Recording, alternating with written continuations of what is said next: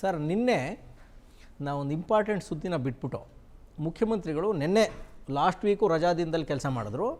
ನಿನ್ನೆ ಕೂಡ ರಜಾದಿಂದಲ್ಲಿ 2 ಇಲಾಖೆಗಳು, ಒಂದು ಫೈನಾನ್ಸ್ ಡಿಪಾರ್ಟ್ಮೆಂಟ್ನವ್ರು ಪೂರ್ತಿ ಕರೆದು ಮೀಟಿಂಗ್ ಮಾಡಿದ್ದಾರೆ, ಎರಡನೇದು ಅಬಕಾರಿ ಇಲಾಖೆಯವ್ರಿಗೆ ಕರೆದು ಮೀಟಿಂಗ್ ಮಾಡಿದಂತೆ ಸರ್. ಅಬಕಾರಿ ಇಲಾಖೆಯವ್ರಿಗೆ ಕ್ಲಿಯರಾಗಿ ಮೆಸೇಜ್ ಕೊಟ್ಟಿದ್ದಾರೆ.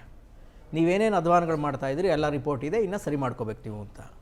GST ಅವ್ರಿಗೆ ಹೇಳಿದ್ರಂತೆ, ನನ್ನದೇ ಓನ್ ಟೀಮ್ ಇದೆ, GST ಎಲ್ಲೆಲ್ಲಿ ಧೋಖಾ ಆಗ್ತಾಯಿದೆ, ಇದು ಸ್ಟ್ರೀಮ್ಲೈನ್ ಆಗಬೇಕು ಅಂತ ಕೊಟ್ಟಿರುತ್ತೆ.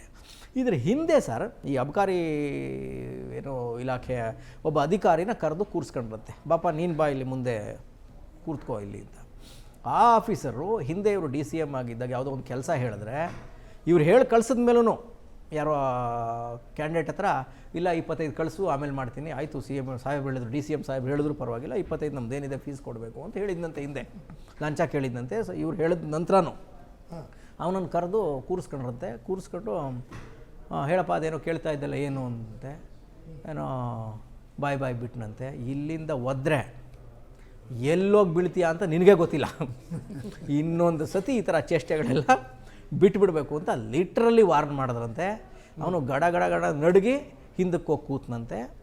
ಮುಖ್ಯಮಂತ್ರಿಗಳು ಒಂದು ಒಳ್ಳೆ ಮೆಸೇಜನ್ನು ಕೊಡ್ತಾ ಇದ್ದಾರೆ, ನನ್ನ ಬಿಟ್ಟು ಬೇರೆ ಏನಾರ ಚೇಷ್ಟೆಗಳು ನೀವು ಮಾಡಿದ್ರೆ ನಿಮ್ಗೇನು ಮಾಡ್ತೀವಿ ಅಂತ ಮೆಸೇಜ್ ಕೊಟ್ರಂತೆ.